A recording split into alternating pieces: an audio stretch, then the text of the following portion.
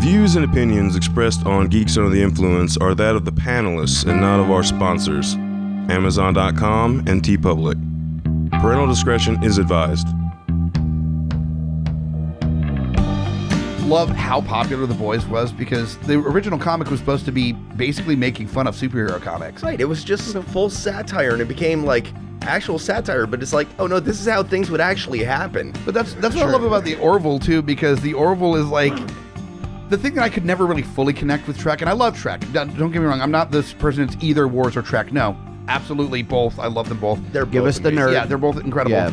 But Trek was a little bit less approachable because of like growing up really poor and seeing a firsthand in a really dark way how bad people are. Mm-hmm. And then you have Trek where it's just like, no, people are great if you give them the chance. Like, no, they're not. And there's no class they society. fucking Well, suck. the idealism that Trek goes for is kind of, it's hard to take on now as an adult post-COVID.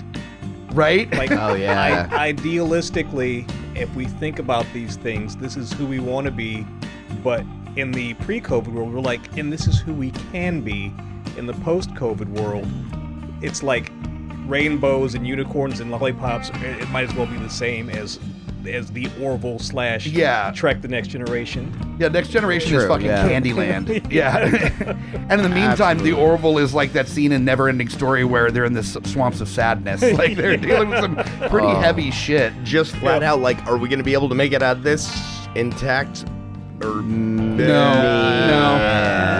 Folks is gonna die. Yeah. Like it gets rough, but I love it for that because as much as we definitely need that optimistic beyond rationale Star Trek kind of approach to things because But also realistic. But that realistic approach of like seeing man as fallible and seeing man struggling with trying to reach their potential is important as well. To be fair, all creatures are fallible because we're not dealing with just humans. True. Oh, I'm sorry. I didn't mean to cut out all the aliens. My dog's and robots. Be all inclusive if we're going to be talking about this. True. Very true. You know. Well, I think one of the big differentiators for the Orville from TNG is that it takes TNG, but it adds the quiet moments on purpose. It adds the quiet moments on purpose, and it also adds like copious amounts of casual drinking. Because right. Oh, yeah. Well, it's Seth MacFarlane took the idea of Star Trek and was like, I'm going to make my own Star Trek with hookers and blackjack. I mean, that is the best way. Like, if you look at the first season, the way it started, but then the way it rolled, it was fluid, but it worked. And then it was off to the races of Tarantino with the rumor of him doing a Star Trek, and Seth MacFarlane be like, oh, and they're both just rushing to try to get there. I remember that, yeah. No, I'm gonna do it. No, I'm gonna do it. My hookers.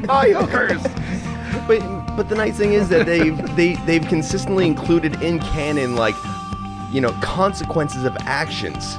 Going back to like first episode of like what happens if we, you know, interact with one species and then, you know, 3 seasons later, like suddenly they're the ones that are fucking with us because they're bored. Yeah. Right, exactly. Yeah. And they haven't lost sight of like, we might have screwed up somewhere down the line bad. Yeah.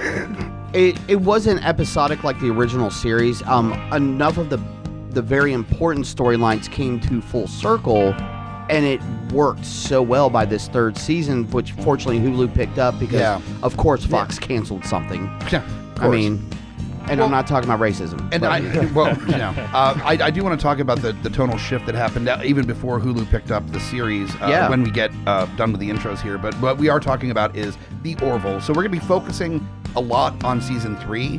But we haven't. I don't think we've done an Orville episode, so we are going to be calling back to seasons 1 and 2 as well. So spoiler alert for anybody that is not caught up. We're going to be digging deep into Seth MacFarlane's Star Trek adjacent show that's like has it's like the all new X-Men when that series came out. It's like it had no right to be as good as it is. Like it had zero. Like I'm reading it like, God damn it! Like this is really good. This is unreasonably good. Is the way that I thought about the Orville like halfway through the first season. Like Jesus Christ. So thank you so much for listening to this episode. All things the Orville. Welcome.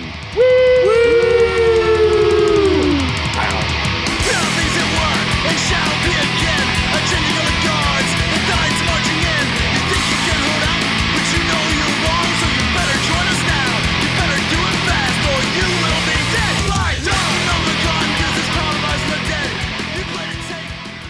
Hey, this is Mike Henry from Family Guy. And you're listening to Geeks Under the Influence. Yay! Yay! That is awesome. Had to get that one in there, God, didn't you had that one. Yeah, I had that locked and loaded. Yes. I thought it was an appropriate one since he actually plays a character on the show as Right. well. So. Absolutely, yeah. Wait, who is he on the Orville? He's I forget the name of the character, but he's got a big, like almost leopard print head, and he's like He's in the like engine mildly annoying Yeah. dude that is constantly trying to like flirt, but he's like awkward about it. Well, And he's always trying to be in with everybody. yeah, he's trying to be in with everybody, Yeah. but he's like mildly annoying to everyone, and nobody's like really that into him hanging out. Yeah, Very, very fun choice for a character. absolutely. So before we continue with the fleet of the Orville, let's More talk fun about choices of a character. Let's talk about our way team here. First off, of course, my partner in crime on Smack My Pitch Up when we bother to record an episode, which I promise will be soon. Thandi Woodard is here. Thandi Woodard reporting for duty. Also from My Handle is Jonathan Blade. And that as well. That That's a one thing as too. well. Yeah, my compatriot on rebooting and remaking stuff, which is so fun to have you on this episode because it's basically that, it's yeah. basically Yeah. like what if we took Star Trek and added alcoholism? Mhm. Is With the Orville. like people from S.H.I.E.L.D. and Family Guy. Yeah, exactly. The answer is awesome. It's great. Yeah. Yep. Great choice. Done. I'll take it. It's kind of like anytime that I hang out at this next panelist's place where his garage is full of the weirdest combination of people, but somehow it tends to work. Nick is here. Hey, how's it going? Hey. The last time around it was Dune, I think. So it's been Dune was the last episode that I was on. So That's close to a year. It's been like Yeah. better part of a year. Yeah. Damn. Yeah. Well, happy to have you on. We were talking about Appreciate the it. Orville. So when it came up as we were going to do that for an episode, it was kind of a no-brainer. Damn. So. I mean, space sci-fi is my kind of wheelhouse. Oh, absolutely. So say we and all. and this feels kind of a missing piece of the sci-fi space show pie, where you've got the like hard sci-fi stuff with some Trek, with The Expanse, stuff like that, and then you've got the like the wackadoo stuff as well, like super wacky. And this is this weird in between that exists. Yeah, like Yeah. it's not The Expanse. It's not the Lex kind of shit. It's Yeah. like Give me Farscape over Lex. yeah. Well, and Definitely even Farscape Doctor there, Who Yeah. that does deal with a lot of like social commentary, like a lot, and it doesn't shy away from that. It's still fucking zany. Like, Oh, it's, yeah, yeah. It's still in a police box at the end of the day. That's true. From the 60s, no From the less. 60s, yeah. Yeah. Yeah, Like I feel like this is so much its own thing, though. The Orville is it's a take on a 90s show, so it's 90s TV today. It's got the comfy sci-fi aesthetic. It's got the basically plush couches, clean spaceship, clean uniforms. Everybody looks like they're having a good time. It is exactly the opposite of everything that came after Star Trek. I don't think anything ever tried to duplicate that feeling. No. No. And I can just Not really, imagine our no. next panelist sitting there after putting his two like chaotic Tasmanian devil boys to bed and looking at the nice, clean, sterile ship, and then looking at all the toys in the living room and going, ugh. No, You got- we just moved all their shit into their bedroom. Oh, smart. Fuck See, that. that's smart. Yeah. Oh, fuck, that hurt me. We've got the Geek Father himself, Scotty P, is here. Hey, guys. My co-host on this one. That's what, yeah. I don't, oh, God. You're the Yeah. white chocolate, right? Because Kyle's What? the macadamia nut, I think. Uh, You're the white chocolate, I think. Sure. Yeah. Just because I know it'll annoy Steven, yes. Yes. Okay, Yes. cool. Yeah. For me to perform this duty and to annoy Steven, I'm here. Our host, our leader, our captain, Oh, no. admiral. No, you'd be an admiral at this point, I think, for Oh, GUI. yeah, I guess. Fuck. Oh, Yeah. No, you got a fleet, dude. Yeah, this fleet Yeah. is going down. Hey, we never said it was the top fleet, No, but it's a fleet. Mike the Hobbit. like this is like if the fleet like attacked its own country on accident. Like it's kind of the vibe that we got. We here. hit self-destruct. Yeah, Whoops. Never let them take your captain's seat. Like if there was a bunch of ships following the Titanic, I think that's what this would be. It's like this is what So do we happens all when go you down, hit or- the e-brake on the well, emergency. on the- if on that the ship's ship. going down, maybe we should Yeah, go the down head too. ship hits the iceberg. The other ones are like, should we steer? I mean, is anybody gonna take the lead? No. All right. No, Well, then I no. guess. Nobody told me it was that kind of party, but I guess. I guess it's- Yeah. But I mean, will the iceberg float?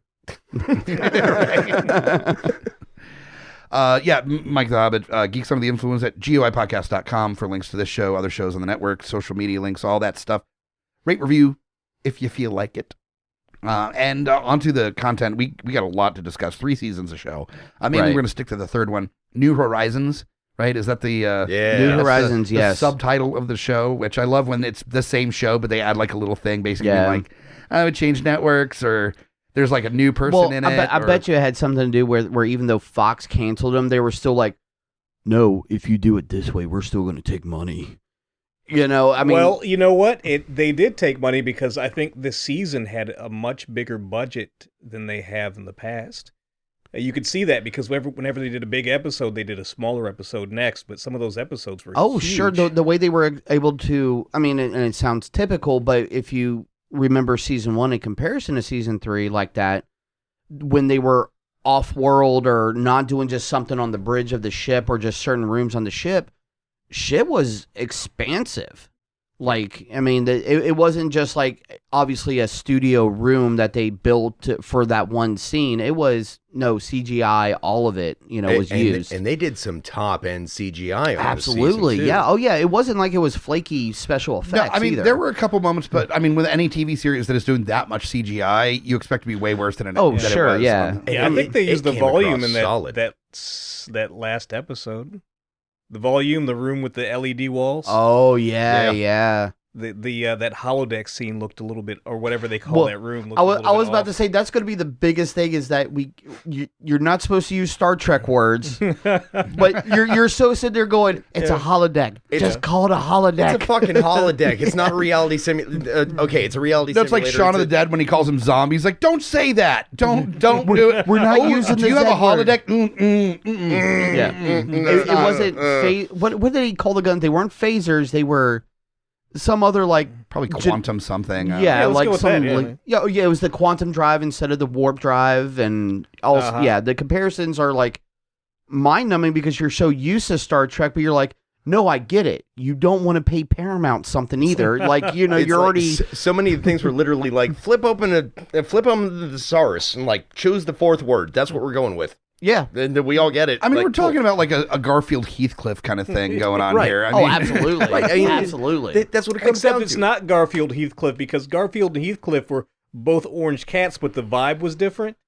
The vibe is slightly askew. Yeah. That's true. It's like if it's Garfield in the comics where they Photoshop John out of the panels. Photoshop Garfield out of the panels, so it's just John slowly losing his mind and talking to himself. That's that's it. And every comic still made sense. Fair. That is so true. With New Horizons, besides it being, a new platform on Hulu for the show, I feel like as much as they did a lot of this in the first 2 seasons, the gloves were way off on how much social commentary they were going to have in this series. They've had plenty before this, but season 3 is rife with it. They're going so fucking hard in this season. So I feel like that was part of their mandate all along, and it is interesting because the way they present social commentary is a really simplified view on whatever issue they're presenting. It's not the full gamut of the issue. It has a very liberal bent, which is pleasing, but in doing that, they ignore a lot of the other parts of the issues. But they came back around for a lot of that stuff. So they presented an issue, and then maybe a couple episodes later, they might come back around and present more, or even a later season too. Yeah, flesh it out a little bit. Well, it's like what you were talking about earlier, where there's comments on social media and stuff where you make that comment about a post, going, oh, but it's this way, and then new information comes up, and you're like, oh, wait, hold on. Let's go back to that subject. And this season did that perfectly. Yeah. It really did. Yeah, it came back around, all I can say is it came full circle on so many great things. The one that, and I'm sure it's the same for a lot of people, I think was even the first season where it talked about the sex reassignment. Mm-hmm. For the what's the race? The Moclans. This entire race where everyone is male, and if you are, it's rare that a female is born, but if they're born, they're reassigned as an infant as a male, and that's just so. Talk about I mean, it's the Because females classic are Star Trek abomination. flipping it around and making it the opposite kind of thing, and where like it is natural in this community to reassign sex to an infant against their, without their choice, Knowledge. without their knowledge, but it's still hitting the same conversation about Yeah. like transgender rights and a person's body autonomy and to be able to have that conversation and do it so nuanced while still not hiding it one fucking bit. Oh no, it Right. was straight Oh, yeah. in your Well, face about it. TNG, like almost every episode, was Prime Directive. You don't interfere with a culture, even if they're part of our union, the Federation, whoever they are. That's still their culture. That's still how they do things. But this show really touched on like, yeah, you guys are part of the union, but what? Wait a minute, what the fuck are you doing? How do you fight that without pissing off everybody? Which see But later in even season check out 3. a line where it wasn't like going into like trans rights and shit. Oh, It was right. just like it was something super heavy-handed, like they murder women that have red hair. Like something that oh they shouldn't do that. It's like Oh, absolutely. there's no argument. But we're about also it. talking about a show that happened 30 years Yeah, no, prior. true, so No, the whole presentation of the Moclan thing is very, like, as a through line, the Moclan thing is very interesting. I didn't actually care for that first episode where they talked about the Moclan culture because I thought it was too heavy-handed. But in coming back to that issue over and Right. over again, Oh. it really developed it super well. well, it started with jokes about how they only urinate once a year and they have to go do this big ceremony to do it on the home planet. Oh right, yeah. And all this stuff, like it really like started making the culture sound very jokish, and all of a sudden they're like, "We're all males." Oh, but what happens if there is a female that is born? And everybody kind of was like, "Hold on, Oh, what? Hold on, Who? Infant so genital mutilation. yeah, it's like, ugh.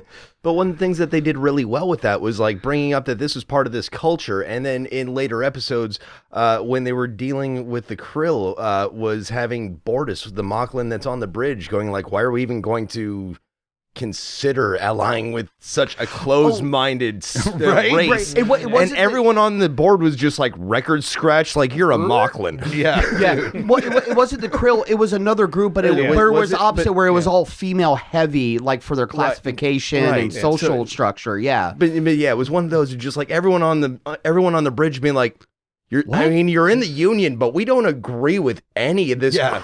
Why are you saying this? yeah. Well, And just like directly addressing it in that regard was like that was an awesome thing to me.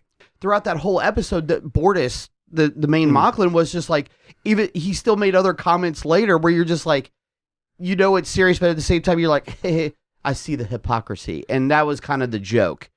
That whole arc is definitely one of my favorites because of, like Thandi said, how they followed up with it and really smoothed it out and gave it a little bit more parameters on and more story to really flesh it out. Mhm. But watching the breakdown of that relationship between Bortus and his And spouse, Klyden. Klyden. Oh, Clyden was the man. worst, was the most hated fucking one. worst ever, and just so hyper reactionary and shitty, but also like he aligned more with the Moclan ideal than Bortus did. So Which was more messed up because the character was also like was supposed to be reassigned at birth. yeah, Yeah. That- What was it? yeah. Yeah, you find out Klyden was reassigned Clyden- as well. Clyden- He was Clyden actually was born born no, female. but that's the beauty of it, Yeah. is that it 100% touching on the idea that hyper conservative people that secretly live lives that are different than what they tend to preach, basically. like whether it Yeah. be giving abortions to their mistresses or tapping on a shoe at the airport. There's a couple. that was the one. They're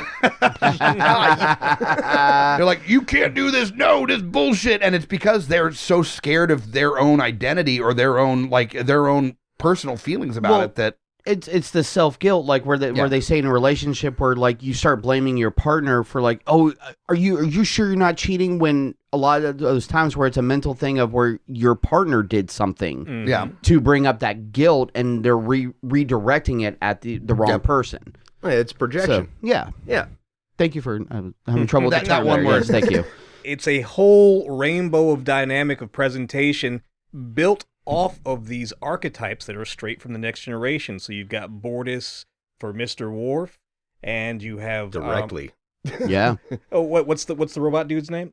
I Isaac. Yeah. the Obviously, Kylons, Data. which I was about Data. to bring up as well. The whole thing with the Kylons too is a where they kind of oversect on a few things as well. But I'm sorry, go ahead. Yeah, no, but yeah, you have these archetypes to build off of, and it builds off of those really well, developing them in their own direction, but also building on a foundation that kind of exists in your mind.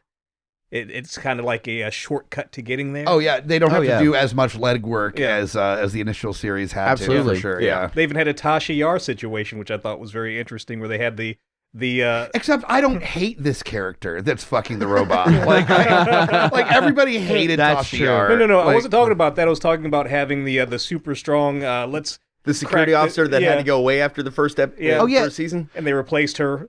also with Tasha Yar, like she got killed by a puddle of goo. Yeah, she got killed by and a this puddle one of blood, yes. fucked a puddle of goo in the That's- Orville. So. That's true. That is so true. Does anybody know why the original security person left? Why that? I forget her name. From that, she was only in the first the young, season. the younger one. younger- 'Cause- Yeah, she I had like believe they gravity justified it sickness or because something. it was gravity sickness because she well, no, was- I know the show reason, but was there any reason why the actress was no longer on the Probably. show? Oh, She behind wouldn't them. fuck Seth MacFarlane. Oh, No, I don't know. Seth. I don't know. I mean- I'm not starting any rumors. Right. No, I don't. the GUI network has been crushed by the strong hand of Seth MacFarlane. It doesn't Right. exist You get anymore. an angry text from Mike Henry, bro. I'm like, no, dude, I'm sorry.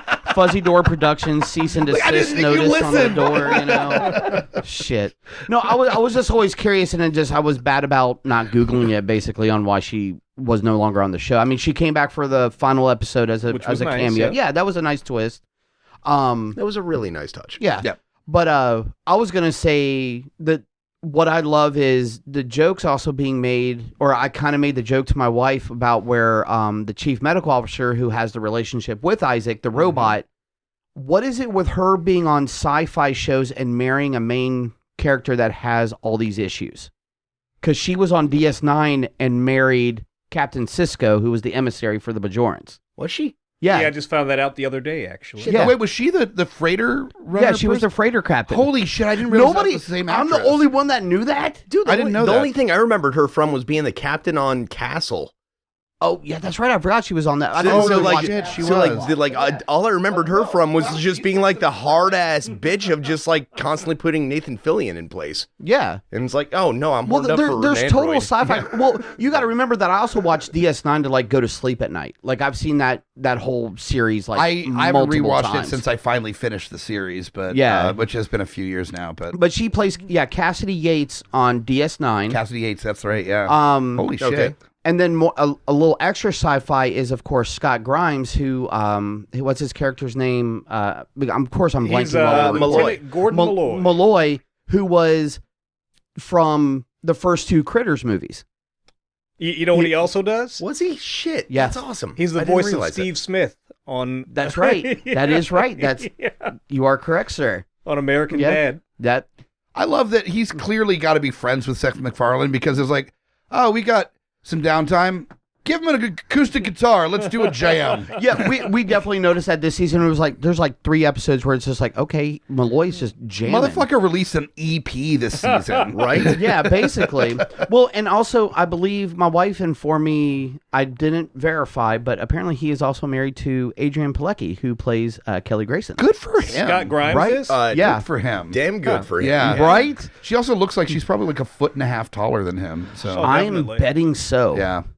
Because I Yeah. remember she went through Climb the mountain. She also comes from sci-fi as well. I mean, her first big thing was Friday Night Lights, but she was on Agents of S.H.I.E.L.D. Agents for of a S.H.I.E.L.D. few, as well, for a yeah. few She had that seasons. Wonder Woman pilot that never came out. That's That's true right. too. Yep. Yeah. Damn, I forgot about that. Thank you. Yeah, I'm glad. Now, it never another came thing out. that I do Well, love yeah, is but- that it makes complete sense because we're now dealing with a universe where humankind not only has to deal with like each other and like racial shit has just disappeared like in humankind, because there's like literal aliens that you're working with. And also the idea of like dating or fucking an alien is totally fine, except for like the mechanisms on how that works, which I love they dealt with, where it's like, I might die during fucking if we it's ruining. Lamar banging out the chick that was just like breaking him super every strong time. and like his face at the end, that where they do the final breakup, and like you can hardly recognize his face. Oh, he's like beaten almost to death, and just trying to make excuses every time. You're like, I just keep going to the combat simulator. That's why it makes sense that there is no winking whatsoever, no commentary about it whatsoever. Everyone is kind of gay.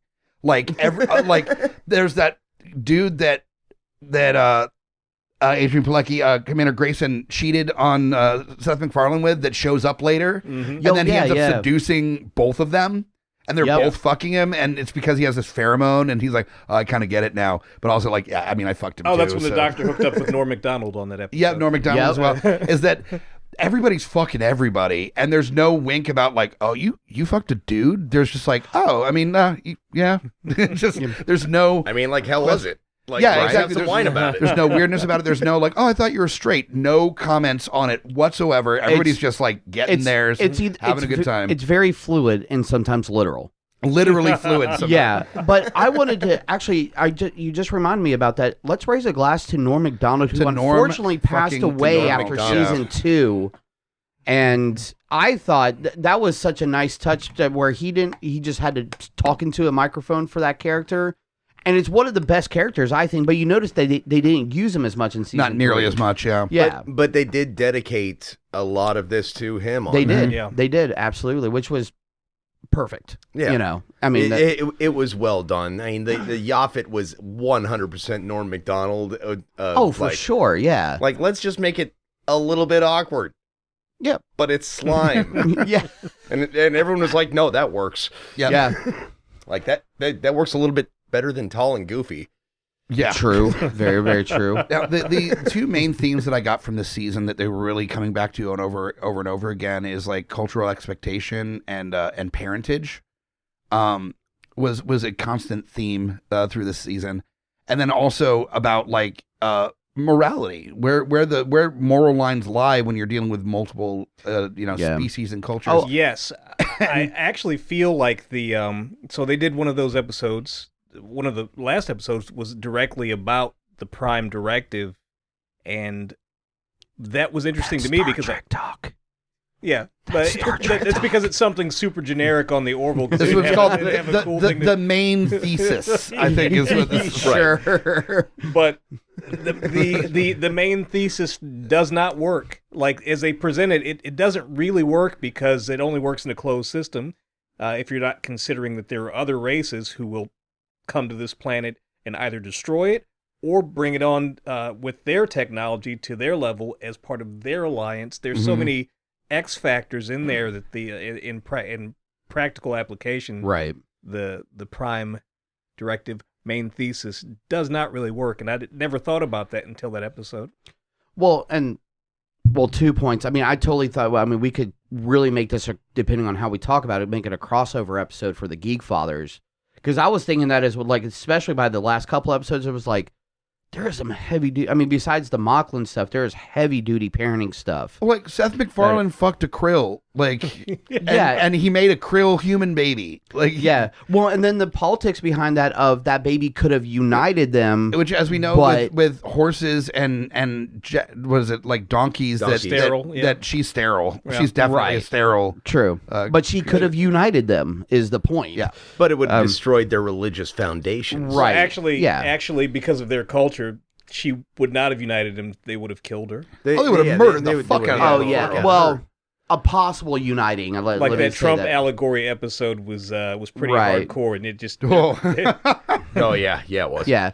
But I thought, actually, this show, going to the second part where you were just saying, was how the Star Trek talk of the Prime Directive, it really gave a good bounce back on it's not always ideal, but you know why it's there. You know, like Star Trek really never gave a good explanation on their Prime Directive, other than if you watch that really shitty show called Enterprise that was supposed to be the prequel to all the shit. Is that the Bon Jovi one? Yeah, for the intro song. Yeah. Yeah.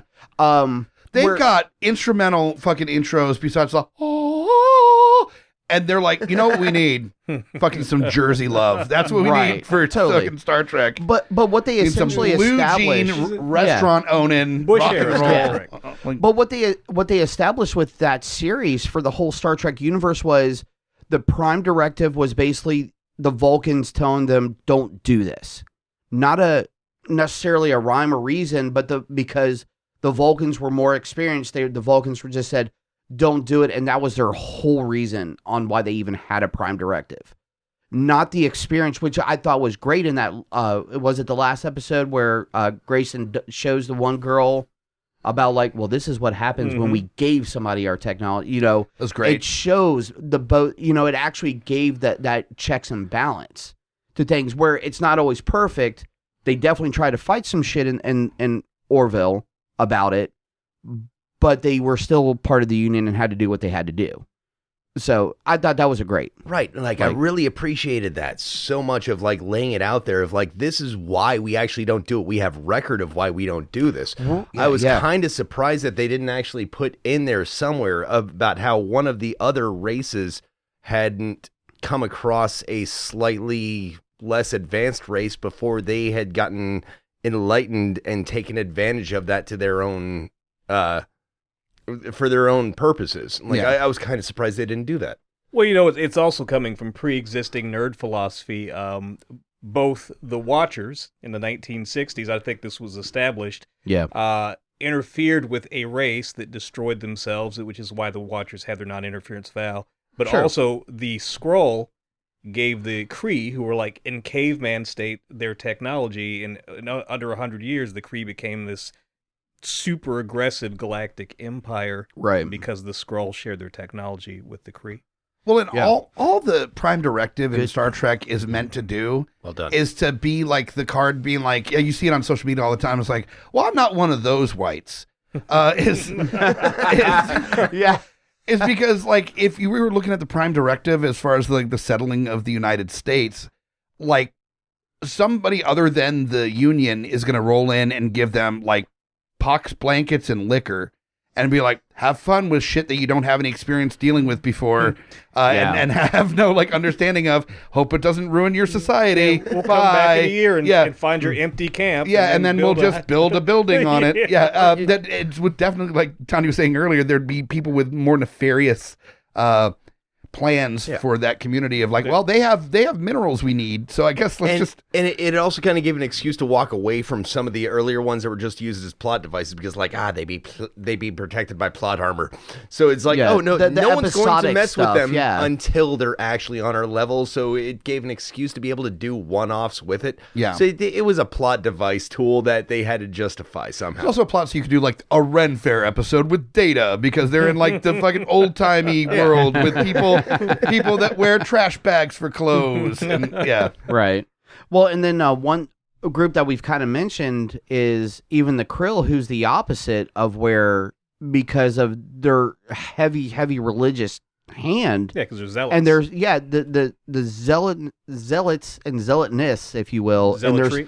There you go. Thank you. Zealotositude, I think. Sure. But the way their society is built is that they're actually more mirror, of course, of the early Klingon versions, where they're just so like very warlike, but they're so set in their ways that an outsider of any other race is like, no, not going to happen.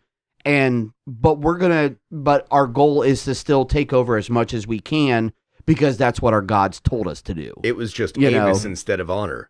Yeah, exactly. Yeah, I mean, and the reflection was like, man, rental beautiful. Cars are that, doing that much for you. Like, so much of this, especially this season, so much of it well done. Has that feeling of, like, honestly, me hanging out in Nick and Terry's garage, where we're dealing with, like, the world on fucking fire, and people that are just, like, the worst possible versions of human existence that are out there in the world just fucking tweeting away like it's okay. And all we do is roast it until 4 a.m. And then we're just sitting there, and that's, like, the moments where, like, Adrian Pilecki goes into Seth MacFarlane's like office and she's like, you need a drink? Like, God, yes. And they're like, fuck, man. Like, what the fuck? And they're like Moclans and fucking robot people. You put that shit away. Like, there's such that level of like the right balance of logic and empathy that a person like aspires to have in their life, where it's not all Kylon logic, but it's not all emotion, and finding that balance. And that's them in the office being like, oh fuck, like I can't, we can't just kill him, but Jesus Christ, like, here's such a headache. Like, sir, do you honestly believe that? No, I think it's going to be a disaster. However, Yep.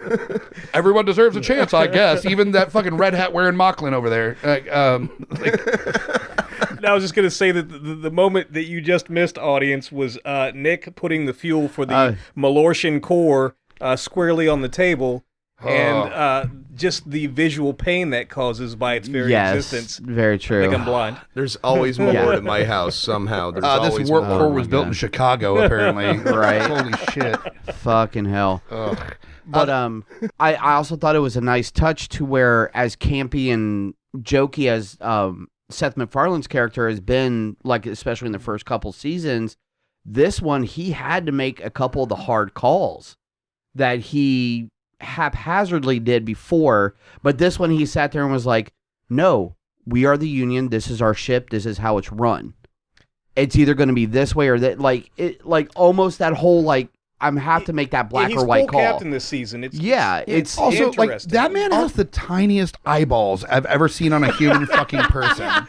Like it's like and they don't bug out or anything, but also like the slits of eyelid that exist that hold the eyes in are so tiny compared to like the ridged head. He's not like Ted Danson level, which that's a different conversation we need to have as well. I was about to say special guest, yes. But like, the tiniest fucking... I've never in my life considered a person's eyeball size before, but holy shit. Now, as someone with tiny rat eyes myself,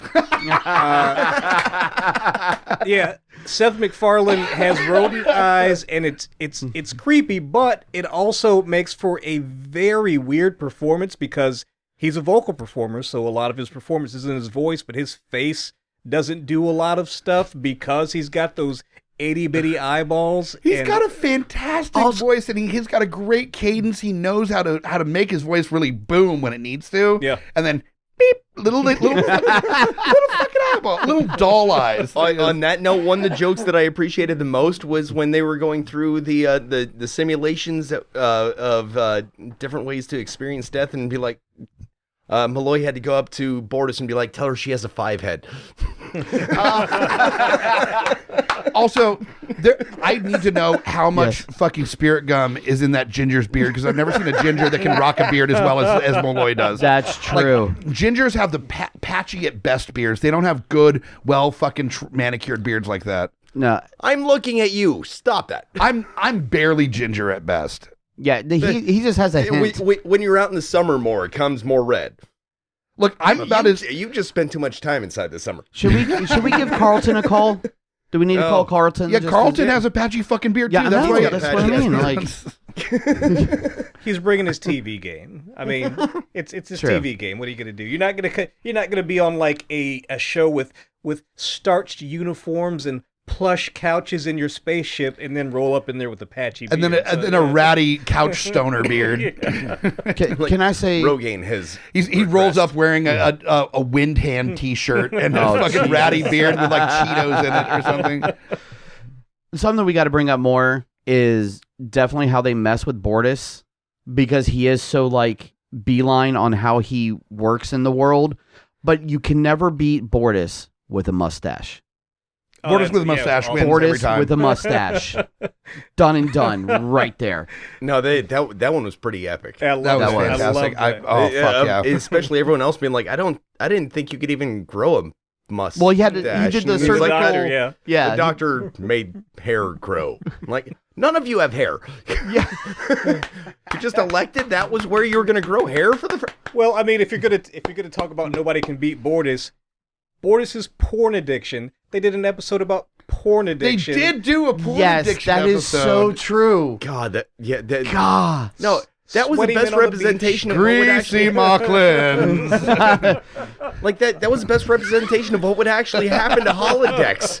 That's a great episode name, is Greasy Moclans. Well, that's what I love about DS9 for Star Trek. They totally alluded to more of what holosuites were actually used for at Quark's. Right, because Quark actually had the illegal programs. We know you were just not even illegal. It's just if like, you're looking for a sense of relief. Yeah. Man, DS9 people were fucking computer ghosts. Like that was just that's a thing. true too. But also vascular Greasy Moclans.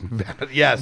Big old muscly beefy boys. Speaking of which, these beefy boys need to take a break so we could use the bathroom and get a few more boozes in us before the second half. So stick around and listen to some of the other shows on the network. When we come back, we'll talk a little bit more about the Orville, what we're drinking, maybe do a drunken scene or two. So stick around. We'll be right back.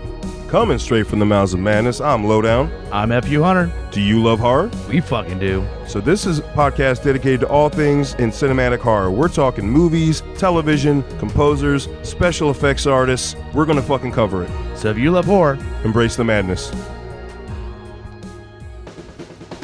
My name is Amy Bogard. And I'm Mike the Hobbit. And we are the hosts of Deeply Upsetting, where we use our expertise to answer your most upsetting hypothetical quandaries, such as, what non-winged animal deserves wings? And what body part deserves a secret mouth? Which cryptid is the worst roommate? These questions and more that plague you will be answered on Deeply Upsetting, available anywhere you get your podcasts and at GUIPodcast.com.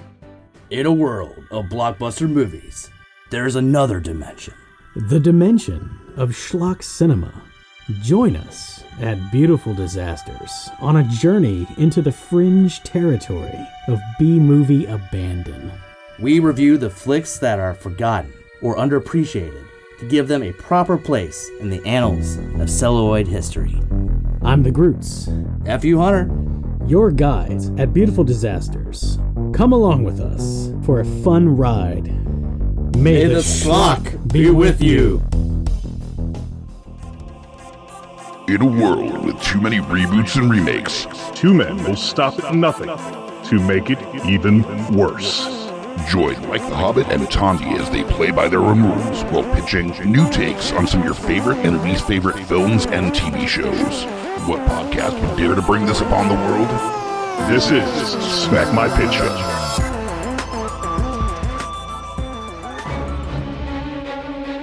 Hey guys, Scotty P here with Smash on your left. And we are the Geek Fathers. That's right, bringing all the trials and tribulations of being a geeky parent. So welcome to our world. And as always, join us or cry. We are back for the second half of all things the Orville, New Horizons, I guess, and all the previous seasons that were, I guess, is that the old Horizons? Is that it's the previously on previous Horizons? The Orville previously on Orville. That works. Yeah, episode. We're season 3 of the Orville and previous seasons as well. But before we get into that, let's talk about our sponsors a little bit. Pew pew pew. We're talking about Amazon.com that will hopefully be destroyed by the time we reach the period of time that the Orville takes place in, because they've gotten rid of predatorial corporations. We need replicators. But yeah. But for now, if you want to shop a predatorial corporation, then make sure you do it through the link at GUIPodcast.com. Click on the Shop Amazon tab. That way, some of your money comes to us instead of the monster that is Amazon, that is destroying all things that we love and know in humanity. The faceless monster. The Krill to our existence. The Krill to our existence. Yes. Or more Kylon. There you go. Yeah, I'll take Kylon. Nobody can tell me that Jeff Bezos isn't a fucking robot. True. At this point. Yes. So yeah, Amazon.com, the place you go to when you don't have morals. Do it through our link so we get money. I don't care. It's just I needed a steamer. I needed a steamer this week and I needed it quickly. So. Look, I understand sometimes your pillow is flat and you're having trouble sleeping and you're like, I can't get to Bed Bath & Beyond this week. But you can order it on Amazon. So it's your secret. We'll keep it a secret for you. We're not going to tell anybody. Honestly, we're not checking who does the actual Treat Amazon.com like Republican politicians treat the abortion clinic for their mistresses, and do it secretly, and we will keep that secret for you.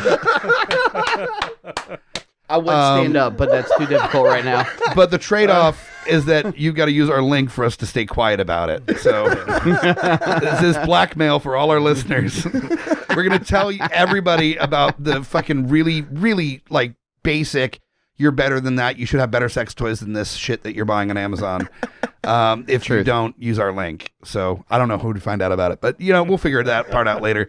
Amazon.com. Bing. Yeah. Bing. That'll be on TV soon.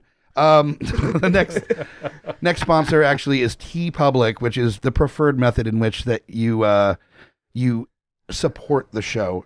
We've been using TeePublic for 4 years, 4 or 5 years, something like that. Yeah, at least. At this point. Yeah. We have close to 50 designs on the website at this point. Just recently released those shirts where it has it's like Steve and Jane and blah, blah, blah. But we did that with the 7 words you can't say on television from George Carlin. So it's shit, piss, fuck, tits, motherfucker, cocksucker. Oh, I'm so getting that coffee mug. Yeah, I am getting that coffee mug. That's mug. the thing. A few people have been like, that's great. Not getting it as a shirt, but a coffee mug sounds great. Like, imagine going to like fucking Krispy Kreme and you're walking in and you're wearing like the 7 words. I could see like a dismayed mother being like, "Oh no, my children." My wife needs that, but I know she's going to actually realize it's on sale before I can buy it for her, and then I'd be like, "Fuck!" Now we got 2 of them, and then we're just gonna be looking at each other with disdain on the morning. Like, well, the geek father dilemma is where you get that shirt and then you're wearing it, doing your thing, and then you're like, "Oh, I got to run up to the school for something." Whoops. Yeah, just drinking out of your cocksucker mug. Yeah. No, I'm talking about the shirt even. Oh, the shirt, like you just wear the shirt and you're just like, oh. Oh, I have to make those choices where there's been multiple times I've had to change my shirt before a video call. Yeah. So, I had to get rid of one that just said, "I fucked your boyfriend," when my kids started going to school, because I normally just grab whatever's on the top of the clean pile, and I was like, I can't go to the kindergarten wearing a shirt that says, "I fucked your boyfriend." That's what I mean. Yeah. Gotta let them know who you are right off the bat. TeePublic.com for TeePublic. I fucked your boyfriend. GUIPodcast.com/store to get the link to our TeePublic page. And yeah, we've got close to 50 designs at this point. There's going to be over 50 designs very soon because we're getting into Halloween spooky season. Yes. So the end of August is when we release those limited time designs for the spooky season. So keep an eye out for that. And we'll be adding some new ones as well. And unfortunately, Geek Fathers has had, because of what's been happening with our episodes, the unfortunate hiatus of Kyle, some of our designs have been put on hold as well. We were hoping to have them by summer. It might be full time. But yeah, I have a feeling fall, we're going to end up dropping a bunch of new designs coming fall. Are you still taking design submissions? Absolutely. Yeah. Good. Thank you, Thandi. We have the KISS program, our LIPS program. That's what it is. The I forget what it stands for. You just want smooches. Yeah, I just want smooches from our listeners. Is basically the way it works. If you submit a design from any of the shows, reference to some dumb shit we done, or a play on the logo, feel free to touch base with us. If you want just a nice high-res version of our logo that you want to incorporate into something, just touch base with us, geeksundertheinfluence@gmail.com, and we'll send you out that template. I might throw that on the drive, actually, just so that's easier to get. Yeah. And trust me, if we like it, we'll be sporting that shit, too. Yeah, absolutely. We'll buy that shit. Yeah. But also, if you're submitting some designs to us, playing with our logo, putting your own spin on it, having some fun with it, we're going to send you merch with that design on it for free. Yeah. Like, you just get some. Truth. As well as our accolades and love on the episodes about how fucking cool it is. Show us what you can do. Yeah, that's right. So and it's a low bar. Like, if you put stick figures and then you just draw GUI in your own human blood, there would maybe, but probably no. The kind of scared where yes, you would definitely get something. Depending on what it actually is, from the Mouse of Madness could probably use it. Yeah, true. Okay, yeah, we have the right to refuse to put that on our TeePublic page, but it's not a very high bar. If it's fun, if we like it, we'll put it up. It's not going to be. It's not that we're not gatekeeping too hard on our designs. Nah. Someone's going to submit a Cyanide and Happiness comic just because of that now. Right. Oh, that's another thing is don't submit other people's shit, please. Don't put us in that position. If you want to hear the shows, if you want the shows to continue, then don't make us. Yeah, please don't. We already had that whole discussion on copyright earlier. Yeah, we don't need that. No. So now we're getting into the thing that really keeps the juices moving on this show. Juice. The juice, of the show. We're talking about what we're drinking. Hey, we're fucking drinking. We're getting drunk. You want to know? Well, here you go. Hey. We're drinking. We're getting drunk. My favorite. Yeah, that was super necessary to have the Bo version because Vale just played at Browns Island in Richmond, and it was the precipice of Richmond moments because Vale is like the Richmond punk band, and they were playing on Browns Island, which is literally on the James. And they have a song called Scuffletown where they sing about like over the James, and as that's happening, Tim, the singer, he's a huge train nerd, and as they're playing. And we're next to the James, a train rolls by and just starts laying on the horn, and the conductor puts his hands out and starts giving like the metal sign. Just laying on the horn. That's awesome. And the whole crowd is like, wow, because they know. And Tim, I'm pretty sure, came on stage when that happened. It was the culmination of Richmond at that moment. Like you felt that energy everywhere. For that's sure. Incredible. Yeah, it was great. It was like great. Peak Richmond moment for sure. Yeah. So yeah, thanks to Bo for joining us on an episode and letting us record that. So but yeah, like what we're drinking, we've got some choices. Thandi, if you want to take us through what we're sipping on here. So as a theme beverage, I wanted to do a Romulan Ale. It just came to me and stuck in my mind, and so I looked up recipes for Romulan Ale. But there's no one recipe for Romulan Ale. It's just a blue drink. And some of them were like blue motorcycles, and some of them had like frothed egg, all kinds of stuff. Yeah. So I didn't go for any of those recipes. I just made a thing. Taste it. Let me know what you think is in there. Man, that tastes blue. Yeah. It does taste blue, but what I do appreciate is that most of the blue drinks that I've had in my time are super sweet. And though there is a little bit of sweetness, it's not that sweet. It's not overpowering. No. There's a funk to it, though. I'm wondering where that's coming from. I'm going to say vodka is probably your main alcohol. No. What? I'm definitely going to say there's some triple sec in this. Oh, there's a lot of blue curacao. There's no triple sec, but there's a lot of blue curacao. Which is the blue version of triple sec. Yeah, it's same thing. Well, yeah.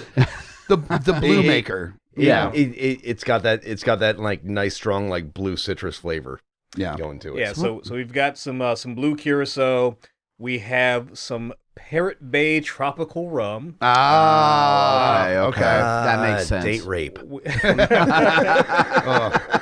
We have some Q Hibiscus ginger beer. The ginger beer. That's the funk. That's that extra tingly that I'm getting. Yeah, man. And then a lot of lemon juice, actually. I'm not gonna lie, I really like this. Yeah, it's not bad. Like ginger beer, that funky element that the ginger beer brings actually kind of levels things out a little bit. It's not a bad choice. This is definitely the drink though where you're going to be drinking and like I'm going to stand up here if I have too much and be like, "Oops," and like probably fall. Are we still recording? Like I'm normally like a rail whiskey and shitty beer kind of dude, and like I would drink that shit for breakfast hungover. Every time. Hair of the dog here with my Cheerios right here, you know? Yeah. It's just like, put caffeine in this and give it to me at 8 a.m. Fuck yes. So actually, this is what Mike was saying. This is super sweet. It's not sweet right now because I kept tasting it, and I was like, man, this is so sweet. More lemon juice. But then just shaking it with the ice, basically the water cut it. So. Yeah. Fair. Thank you.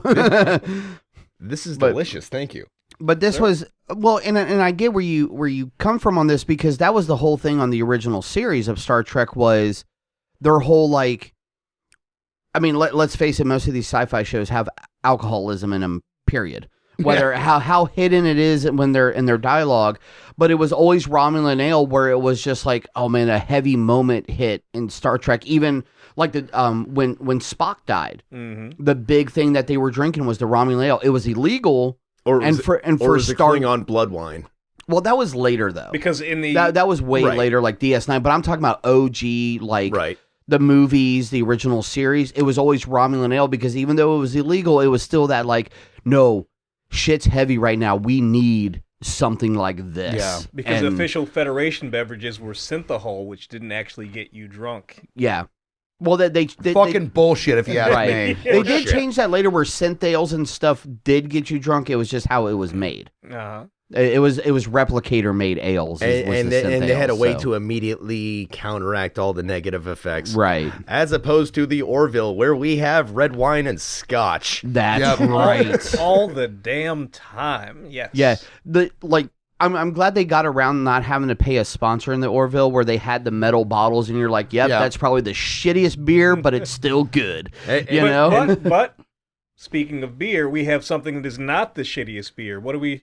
I've not had a chance to taste this yet, but this is definitely one of the more expensive beers that I bought in recent time.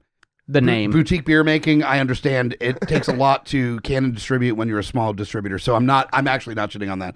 This is Kings County Brewing Collective out of Brooklyn, New York. This is called Krill Bill Volume 2. Not the same krill as the Orville. The can is fantastic. The can the can is really awesome. It's a prawn-like head on the bride's body. Yeah. And this is a double IPA, which was not normally my go-to, but this can was so perfect that I couldn't not get it for this. Dude, this can is amazing. Yeah.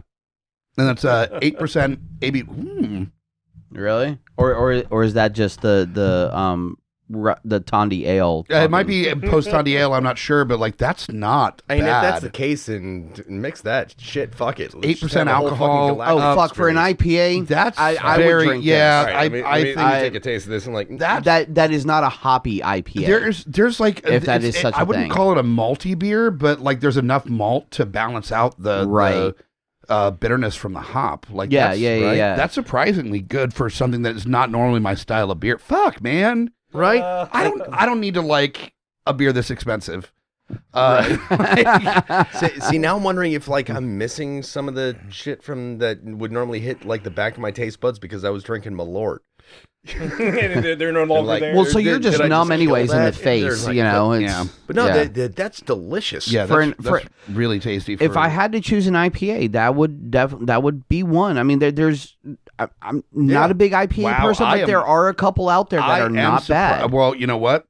That one is mighty tasty. I was annoyed at a 4-pack that cost as much as that did, but like that's a really it's 16 ounces too. Like they are. They're tall boys. They're tall boys. Yeah. But man, that's really good for something I don't like. The fact that I'm drinking a double IPA and enjoying it almost makes it the price worth it. Hobbit was scared he was going to have double IPA around, but it sounds like he's not going to. No, probably not. Double IPA around. Wow, this is really good. That's actually solid. And like you know me, I drink shitty American light beer every time. Yeah. Like the craft stuff, like it's for some people, not for me. No, that's fucking delicious. That's delightful. Yeah. So hell yeah. All right. Yeah. Well, there's other cans this is mine. Fair. You can enjoy. Well, I just went with my traditional Richmond lager for that's usually the fanciest I get. That's what I was drinking on the whole time when Scotty and I were watching the Veil. That's right. Same here. Woo! Well, that's also on the table if anyone would like it. Oh, the Malort. The Malort. And at this point, no, because I'm having the Thandi Ale. I have the Richmond Lager, and then if I really want something to go the 8% on the double IPA, I'm good. Yeah, the engines can they take the strain. The engines can they take the strain. Can't take it anymore. Let's get back into the content here. So yeah, we are talking about the Orville, and I really want to dig in a little bit more into the Kylon Wars. The Kylon. And Isaac, and I thought it was so brilliant how they were able to have a conversation about what it does mean to be a entity, like a self-realized person, where the Kylon, when you first meet them outside of Isaac, really aren't considered as like living. Really, they're this like hive mind robot race kind of thing, individualist at all. And that's the thing, is that's also broached, is like, do you have to be an individual to be seen as an entity worth saving, or are hive-minded entities also considered, worth like protecting as well? That is part of the conversation. And that was actually broached. Yeah. Well, and we're probably going to jump all over the place as we do with this, but the whole thing, like Thandi had already mentioned, that like this is the ultimate mirror to Data from TNG, which is you have a robot who is all of a sudden is experiencing, we'll say for the sake of human emotion or emotion and things that normally his race as artificial intelligence do not have. And and that was building since more so since season 2, I want to say. They really didn't do much in season 1 with the emotional stuff. Well, it wasn't. It was about connection. It's not about emotion, which sometimes doesn't quite make sense to how Isaac gets to the places he gets. It's for the convenience of the plot, right? Plot or whatever. But it's about connection. He has somehow established a connection that is beyond emotion with the crew of the Orville. They are his unit, whatever that means under the circumstances. It was the connection to the Doctor's children, or the Doctor's youngest son that he's still using like as we would say, as well we know in Star Trek, the Vulcan mindset, very logical, very pragmatic, but something obviously had changed. But I think what season 3 gave us, though, again, to jump around a little bit, because it, like when we're talking about this, like the mind is just flowing, is that we finally got the actual full history of the Kylon as well, which was great. That was great. That was They finally done. gave the big explanation of, like, they always kind of hinted at stuff, but they actually gave, and like you kind of said there, go, no, I get it. You know, at one point, like with the Kylon, you're like, I understand, but man, hold on. But it'd be like the heart-wrenching part of that was like exposing that the people that ran the company knew that since they gave them some level of AI, there was going to be some pushback. They didn't just make smart Roombas. Right. Oh, yeah, and they were like, well, yeah, people died, but we're making a profit, so do we recall? What are you going to do? Gee, are we reflecting on real life? Maybe. You know what I liked about that episode? Well, that whole history of the Kylon was really interesting, but they showed that the pushback was such that the Kylon butler killed that whole family. Yeah. They made that a part of the thing. Murdered the fuck out of that family. Yeah. The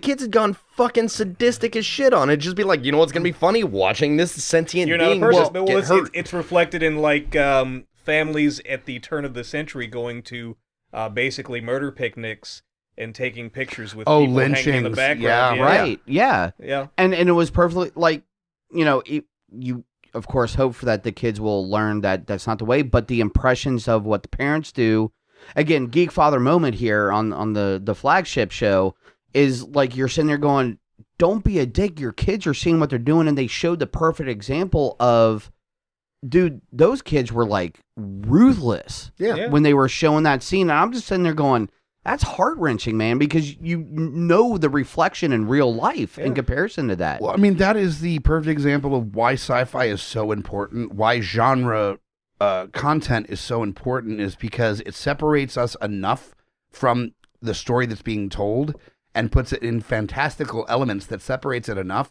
that we're able to consume it in a way that's palatable. That we're not immediately going to be like, yuck. That's spoonful of sugar. The idea of these children treating their butler with such level of literally torturing it.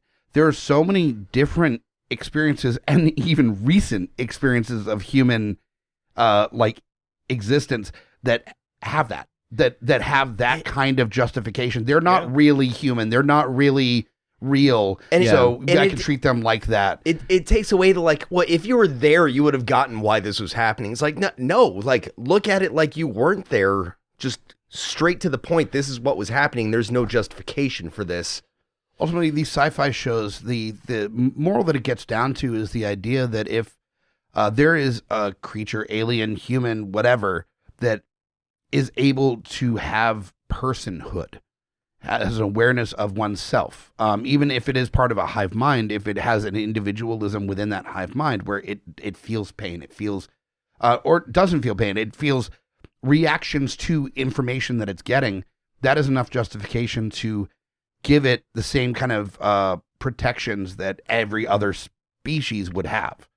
And that's something that's been lacking in every single step of human history, is the idea that if you exist, you deserve protection. Of some kind, that everybody needs the same level of protection. And it's been something that we fought against and for the entirety of human existence. And we still are. And that's what's fucking mind-boggling. And that's the thing that these shows point out, is that as far as we think we are evolved, we're not as evolved as we think we are. Yeah, actually, so I said earlier that the morality play, kind of the exploration of morality, the exploration of issues, can come off as kind of simplistic sometimes, but that's not fully the thing. The thing is that I am cinema-sensing some of the execution on these ideas where I shouldn't be, because the ideas are golden, Like when Malloy was stuck back in the past, their execution on the idea of time travel might be funky, but the core ideas emotionally, I was furious. At the heart of that are really, really strong. No, listen, I was so mad that the way that they concluded that, and I don't give a fuck how legitimate their position was or not, but the fact that Malloy thanked them after they explained, I'm glad they explained it to him and didn't keep it a fucking secret. The fact that Malloy's like, oh man, I was an asshole. Thanks for wiping my family out of existence. That's because Malloy is a officer. A ship at that point is still officer. You're talking about the whole time discussion of where his mind was at a certain time, and then so that made sense. And then just watching the crushing despair across Ed and Kelly's face of you're. Well, that was such a strong episode. You'll never see as an idea, child. But that's why that episode was so smart. Is because it wasn't trying to portray it in a way that made us feel all warm and fuzzy at the end. No, it was supposed to be none of this is okay. Was it okay? What is it not okay? And it's it was both okay and not okay at the same time. It was this. Yeah, it was very. He ended up going back to a good life. Nobody's happy, and that's the way I felt after the first Moclan episode about the gender reassignment in I think season 1 was that with the trial. Yeah, with the trial, and they're after all that's said, and they we even brought in the star witness showed up bitch, I'm a woman, and they're oh fuck, one of our fucking people is fucking heresy. Holy shit, that's fucking crazy. Holy shit, what a star witness, last fucking at the buzzer beat, and then they're no, but still gonna make her a boy. At the end was such a letdown, but it felt okay, this show's actually doing something. It's not trying to make us in the feel larger picture, because this is the universe. This is not your culture, and you are not the one to dictate the morality of this culture. This culture has to find their own way, or you separate, Bordis eventually had to from that culture. He took him back too quick. I'm sorry. You disown your kid. Well, you don't get to just be oh, my bad, I'm sorry. We don't like Clyden. Fuck Clyden. Fuck Clyden. Fuck Clyden. We don't like shit. That could be the title for the episode is Fuck Clyden. Fuck Clyden. He is my most disliked character in media this year, I think. I do not like Clyden, but Clyden sucks. Purposeful. Yeah. I protect that little sweet baby with every ounce of my fucking being, and it's a fictional character, and I'm no, fuck Clyden, fuck you can live with me. Fictional character from the future. Fictional alien creature from the future. Well, and the fact that, because even though they had we talked a little bit about the Kylon, but really what took this season was the stuff that happened with the Moclan and even the Krill was really more of the heavy hitters you thought the Kylon were going to be. But then you find out what the agreement was with the female Moclans, and that there's even them that they're no, whatever society has accepted that this happens, you're just, they set them up a new place to live, and they're still doing underhanded shit. They set up reservations. Yeah. They set up straight up fucking and there was plenty of that in the Orville that had some reflective American settlement shit to it. It depends on what part of it you want to dive into, but again, that's what I think has been the greatest thing about this is that it hasn't been so heavy-handed as in we're just telling this story from this one side. No, we're going to mix it in a little bit. And even though, that might be kind of the right thing to do, you're still fucking up some shit and you're messing with the flow of things, and that's not always good.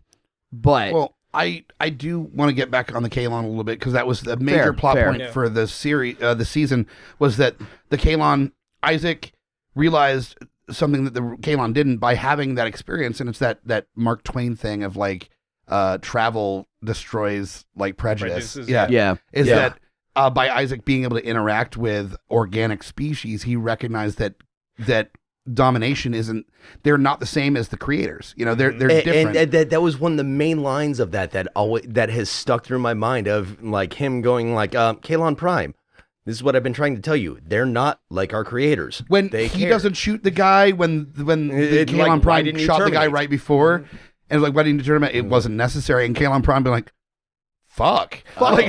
Wait, right? What do you mean we didn't have to? It's watch. It doesn't matter. We didn't have to. It would be a wasted step, and Kylon Prime fuck, it would be. Yeah, and it's just a head tilt of fuck, what? Oh. But I like that hard turn the Kylon do where they're willing to bring the entire fleet to his wedding without fucking question. Yeah, Because they're like, no, this is all processed, so we're done now. And they're like, no, we're used to people needing to like ease in. Like Uncle Steve has taken 4 years to recognize that that Susan married a black man, but the Kylon on a switch is just like, yeah, no, organics are cool now. Like they're like there for the wedding. They're like, let's fucking throw down. All of us were requested the wedding. Like I thought that was such an oh shit moment where it was like, Christ, this is going to be like the season finale. It's going to start on restarting the war. And it's like, no, we're just here for a wedding. No, and I love the like the oh shit of the crew. Like, oh, you did what? Yeah. What was it?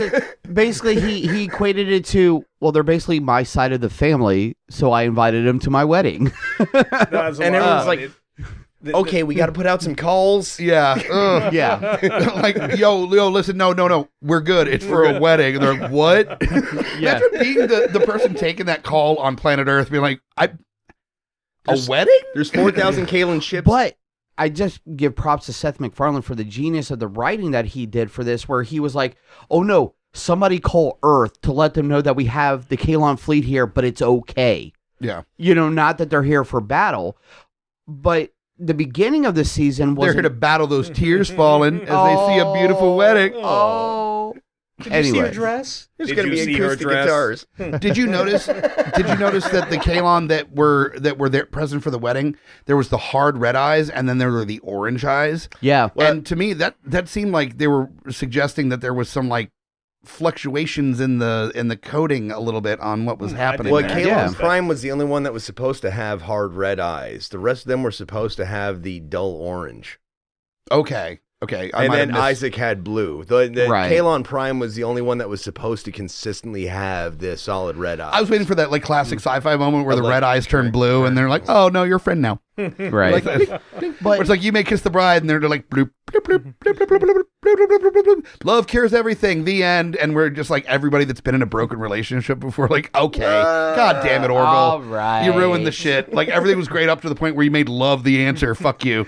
But they didn't do that. So thank you, Orville. Right. You know what went through my head at the wedding is that all the Kylon are there, and he's in his holographic form. Isaac is in his holographic form for the wedding, and the Kylon are like, oh, she can't appreciate him for who he is. I don't think this is going to work. She doesn't find him beautiful as he is. Come on, Isaac. I object. That would have been funny as shit. What I love is that was actually the Moclan that said that. Yeah, that's true. That is true. I don't think this is going to work, but seriously. But seriously, oh, Bortus. But we And then you Mortis can tell Elvis this is the best of all time. since the mustache. You can tell this was written by a New England Irish guy because the fucking ginger comes up and is like, I got this fixed by jokes. Right. But one thing we haven't touched on was the actual war that was taking place in the beginning of the season, though.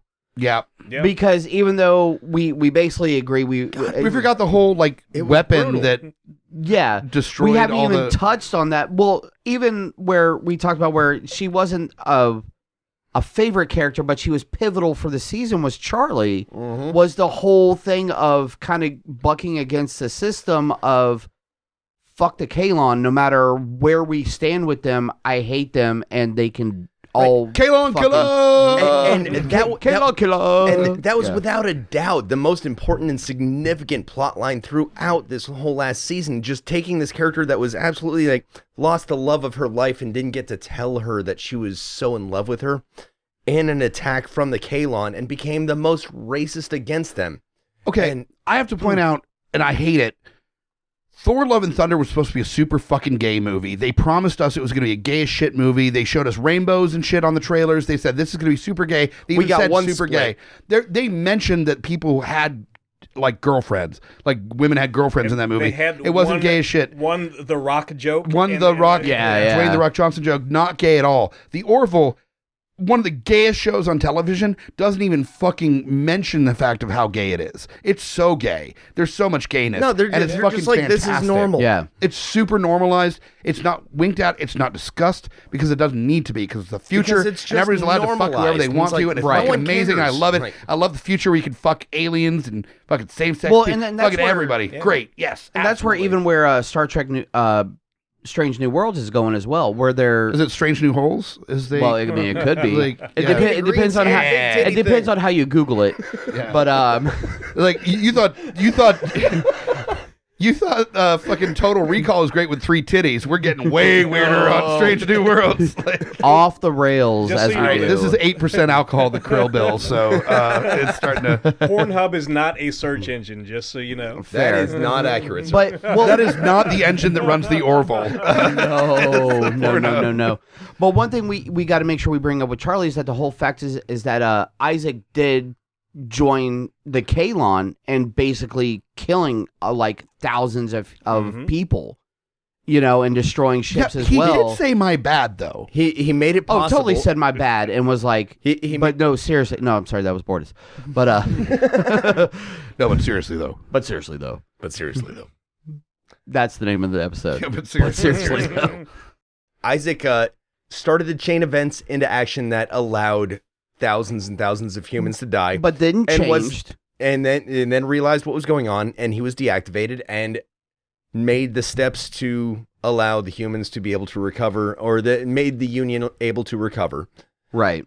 But let's, I mean, that also brings into, again, the growing storyline where not only Charlie, who is a special character for the season, we all know that that's all, she doesn't carry on, whatever. I'm racist and I see in 4 dimensions. You're gonna be dead by the end of the season. We Right, all I know mean, this. that was You're kind too of awesome forced to keep going. Right.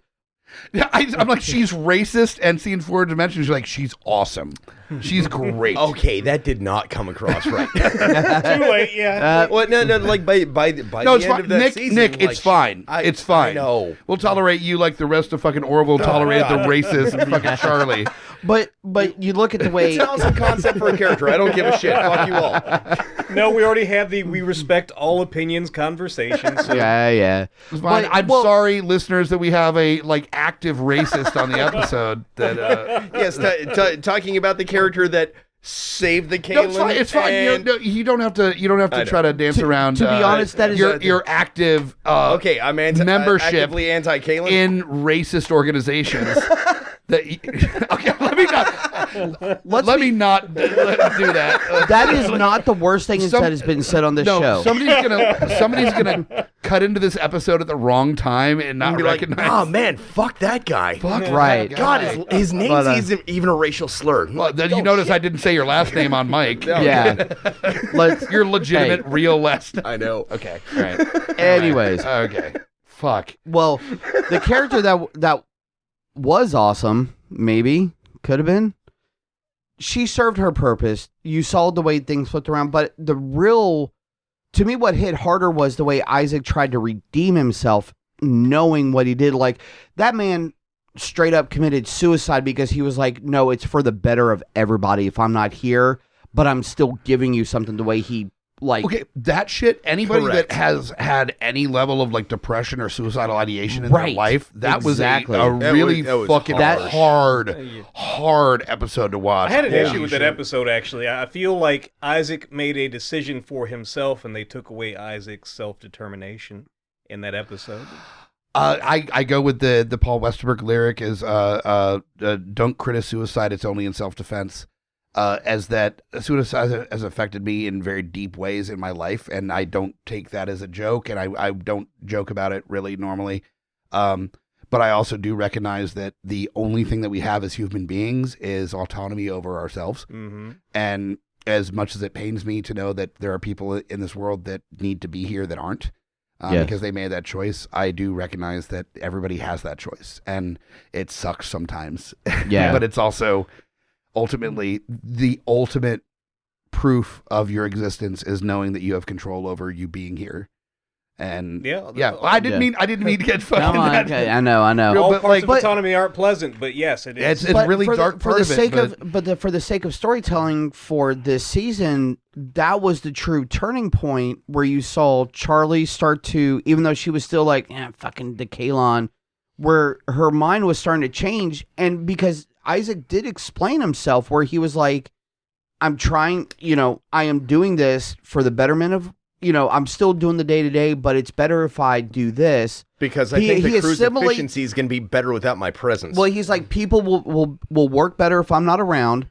I'm integrating certain shit because he's an artificial intelligence into the ship, which will cause the ship to work better. And, it really is one of those things where it's just like, and unfortunately falls into so many suicides where it's just like, no, everybody's better if I'm not here. I mean, that's like the same thought process. Exactly. And that is the roughest episode. But fortunately for a TV show, they were able to bring him back. They did their sci-fi futuristic stuff. That's one of the reasons why I think that like Charlie was great for that, because it ended up being like the person that just had the most unreasonable opinion of him ended up being the one that was most instrumental in bringing him back. Right. That resulted in most resentful because it's tricky. I do definitely understand, Thandi, where you're coming from with that, and I don't necessarily even disagree with it. But it is also one of those moments that if you walked into a room and saw your friend that was like hanging and like feet kicking, would you grab a chair and of course. All I'm saying is that should have been part of that discussion. That was that simplistic thing that I was talking about before. That should have been in that discussion. No, I agree. Yeah, and I think you're 100% right. Is that I don't disagree with the choice they made to bring him back, but also there needed to be a discussion that you're taking his choice away from himself. Yeah, absolutely. But at the same time, the way they've approached everything else on this, like I'm pretty sure that was something that like came up at the writers' table, and they're like, we don't have the time to break this down in a way is there any way that we can actually justify this in like a 2-minute soundbite? Right. Well, and just speaking of that in general, the way they did this season, like each episode was basically the equivalent of like a short movie. Yeah. They totally took advantage of being episodes. on took advantage of being on Hulu. All episodes were like basically like the this last season of Stranger Things. Every episode was over an hour, most of them close to an hour and a half. Yeah. Yeah, I think the second to last episode, the penultimate episode was 73 minutes long. Yeah. Yeah. And it was effects heavy. It was like Star Wars. It was... Dude, yes. Well, it's like, as soon as like Hobbit comes over to my place like every Saturday night and we get smashed. And like after that episode came out of like where the Krill and the Moclan had aligned to use the weapon that's what we were talking about outside. That's what we should clarify as well, is that you never really saw anything like this in Star Trek, but they kicked the Moclan out of the Union, which caused a whole new catalyst for a new story. Yeah, it was crazy. It created a new superpower in the middle of the Union that was trying to just bring everyone together. It was such a strong divide that then it ended up having to be like, oh shit, we need to bring in the people that we're all fighting against in order to be able to kind of reunify. Patch that back together, because again, we haven't brought up with the whole Kylon thing, even though we've now talked about more separations and alliances, but the whole fact that they even had a machine where that's how they were able to go to the Kylon and be like, we'll just wipe you the fuck out, we literally or have a listen doomsday to us. Device. Yeah. So sit down, shut up, or nothing. And it's a doomsday device that only affects you guys. Nobody else. I wish the Kylon, even without emotions, would have programmed in just a long sigh to deal with that. Of just like, hey, so like we don't want to destroy you, but like we totally can. So are we good? And then being like, yeah. And then later being like, hey, you remember that thing we were going to use that we aren't gonna because we're not monsters? Monsters stole it and aren't going to use it. So do you want to like help us get it? Well, they kind of did that. They kind of were like, oh, so we have to go do this because you're speechless. Because you're dumb. Yeah. So we're coming with you because you have proven yourself to be incompetent. I was like, yes. Yes. Yes, fuck yes. That's awesome. But, like, no one can be like, shit, you got a fucking point. But that also fights the fact of the episode of where Isaac committed suicide, of where as the Union, where the true Union loyalties lie and how every species should be is like, yes, we did something dumb, but we're not above asking for help even from someone who we've been fighting with. Which was how this season just came full circle on so much. I've had that friend that like they do enough dumb shit that occasionally they'll reach out and be like, "Hey, haven't talked in a while. Listen, I got into some shit." And you're like, "Dude, I haven't heard from you in 3 years." I know, yeah. But listen, do you have $80? Bro, how do you feel about bailing me out? That's me with like, dude, my car won't start and I'm too drunk. I'm like, I'll be right there. I'll look at it. Okay, I got your car started and I'm driving you home. Yeah, right. Yeah, exactly. I'm excited for any fourth season that happens with this show because they'll be able to do even more new stuff. I'm excited that, but I felt like it could have been poorly handled if Isaac found emotions, and then that's when his relationship really took off and he was able to really have that like interconnectivity. The fact that he found it, didn't remember how he felt, and it was taken away, and he only remembered how she felt, and they were still able to maneuver around that and her still have a relationship with him. That would have been two Data. To the point where she accepted his proposal of marriage, and he was able to in two swoops have a eulogy for Charlie that was like fucking like tear jerking. I bawled like a bitch. It was fucking fantastic for somebody that isn't an unfeeling robot to be able to realize how hard it is to write an actual heartfelt eulogy for someone that was supposed to be racist against your kind while you're supposed to be something without emotion and actually make someone bawl? He did that again in the vows where he's like, hey, the one time that I fucked up, which doesn't even make sense because I'm not supposed to fuck up, was after we broke up. Like, that's how fundamental you are to my being the best version of myself. I never want to be in error again. Yeah. Like, being like, we need to be in this relationship because you make me better, is basically what he was saying. Yeah. Without emotion. Without fucking emotion. And, like, that meant a lot more to me that they took. And to her. And also that means that when he does, and he will eventually find that emotion and he gets that, you know, and that becomes part of his character, it's going to be earned a lot more, I think. At the same time, like the way that they portrayed like Charlie's last moments of telling him to get the fuck out before he had to deliver that eulogy, like I started bawling when she was like, Amanda, I'm coming home. And I was like, oh, dude, that one scene where, and they did the classic of just like her face and just the explosion coming like out, and she's over like, no, everything. I'm here to save the Kylon. I know I'm the most racist bitch against them, but they can be better. I'm coming home, baby.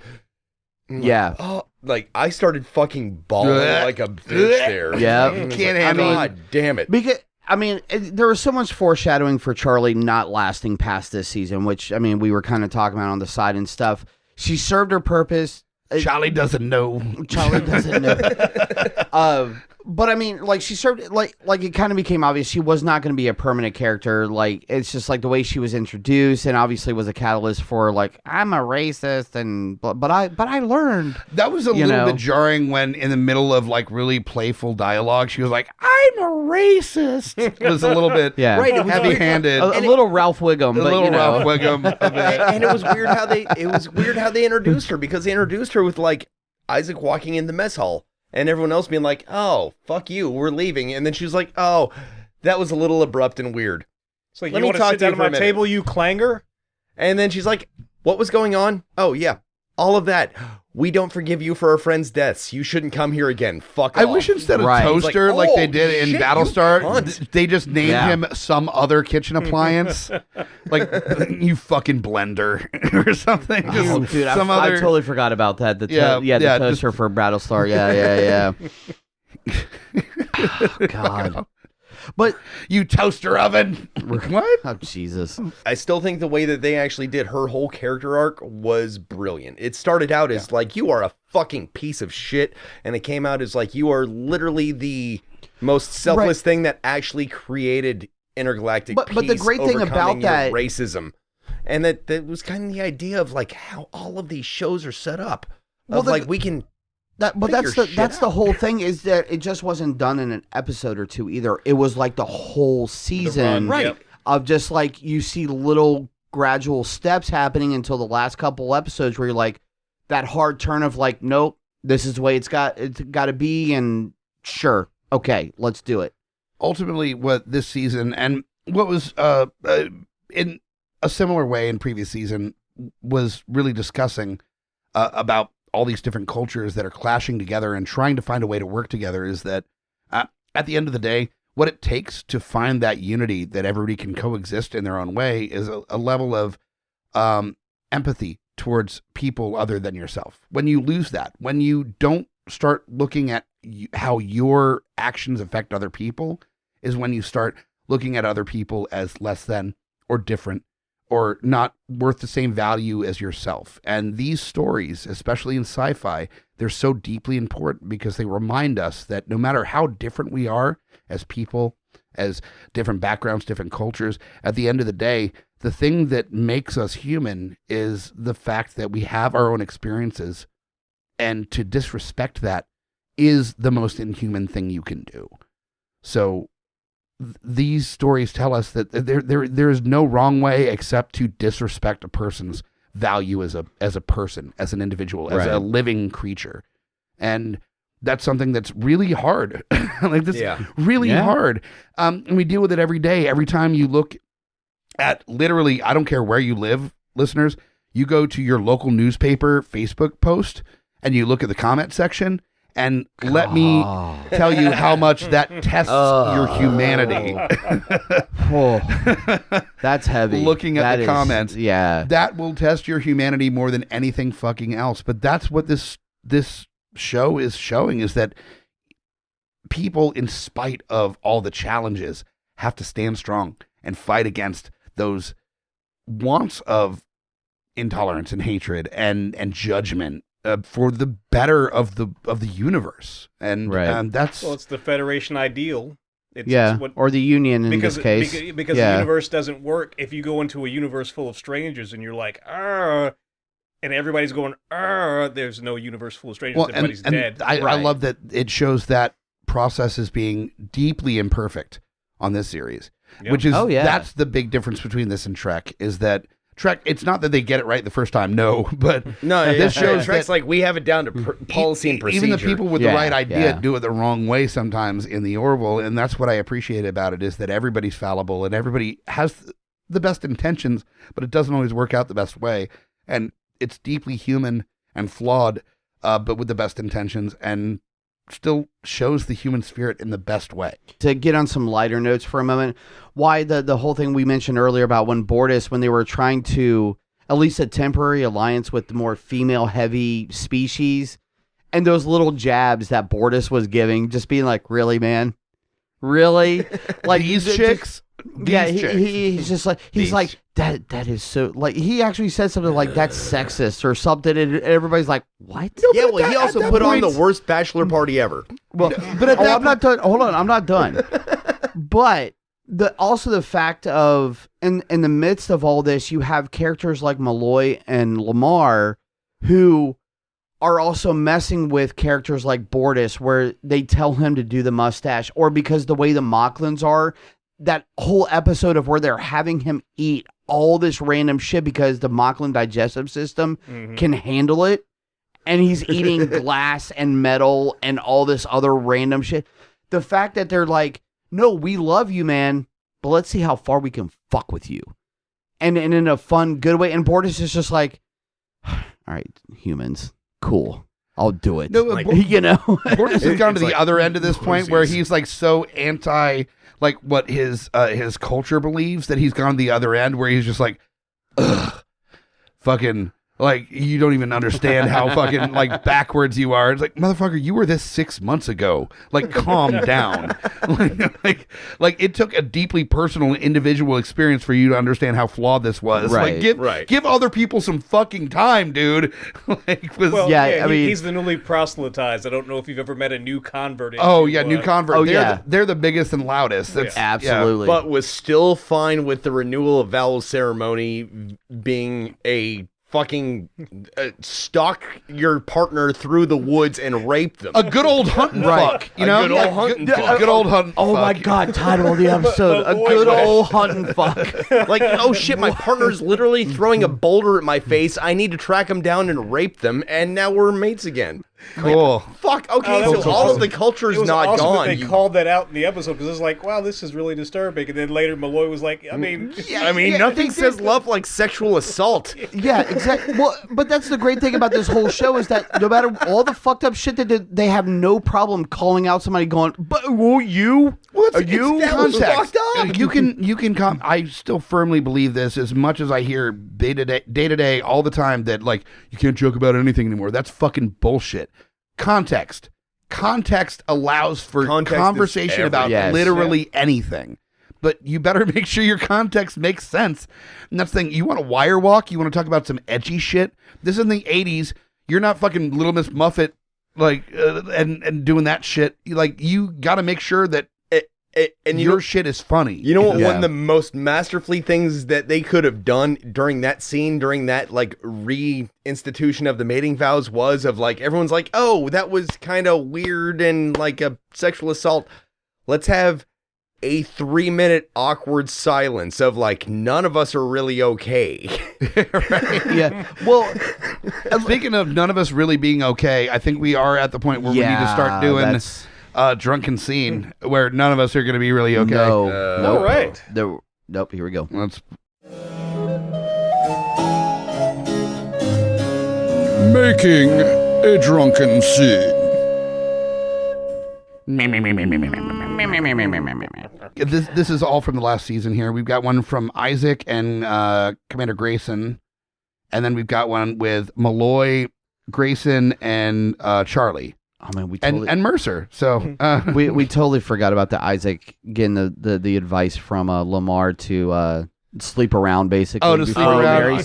Yeah, God. You know, we didn't talk about him much at all, and he was such a great character. We'll he's been a great character, but like I feel like he got fleshed out a little bit more in the season too. I feel like we need to come back on the Orville for a reason or another sometime down the road. For sure. I mean, I'm happy with every season we do another because I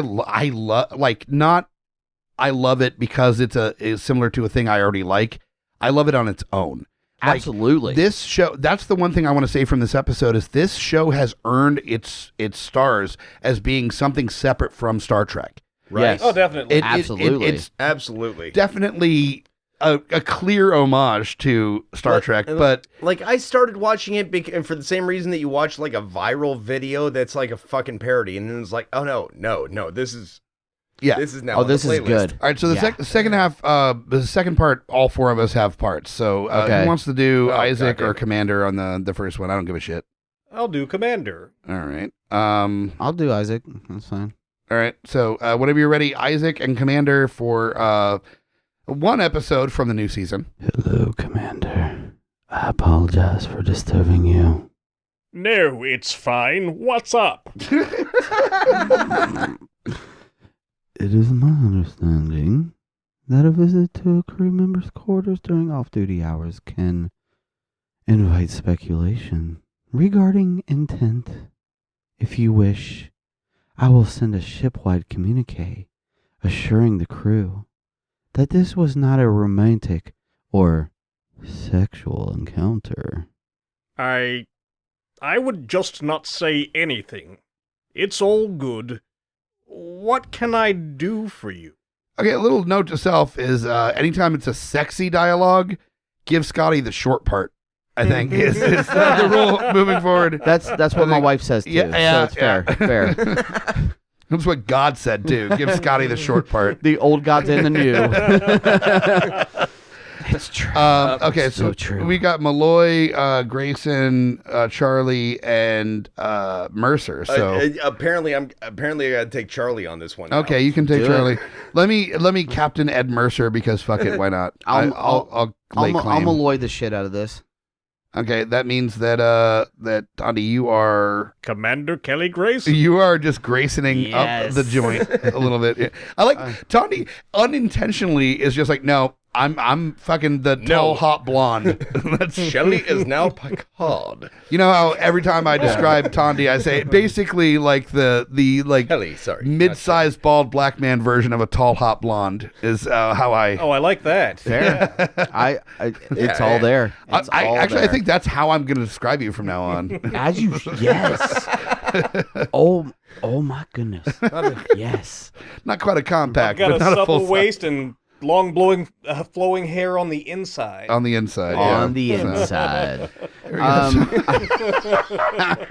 This show is so dumb. Why do people listen to it?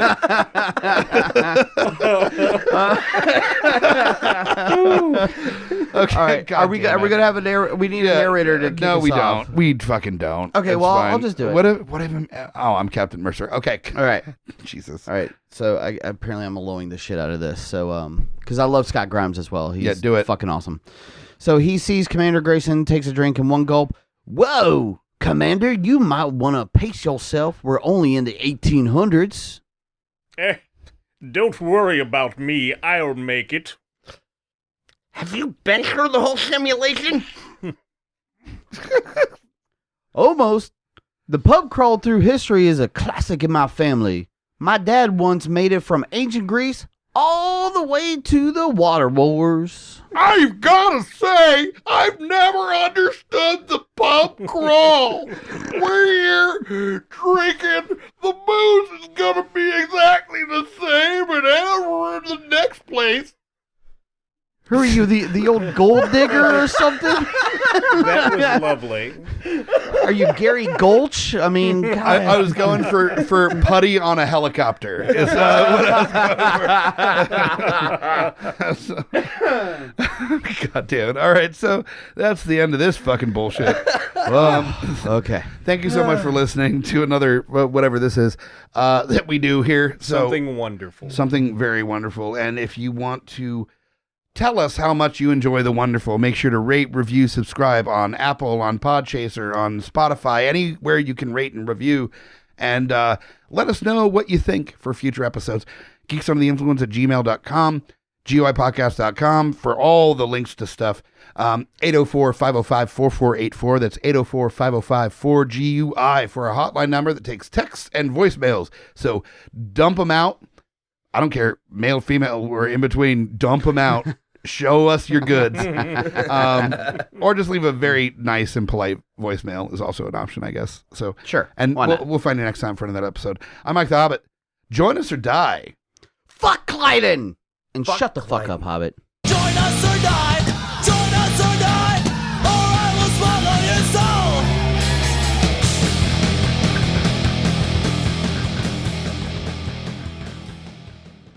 GUIPodcast.com.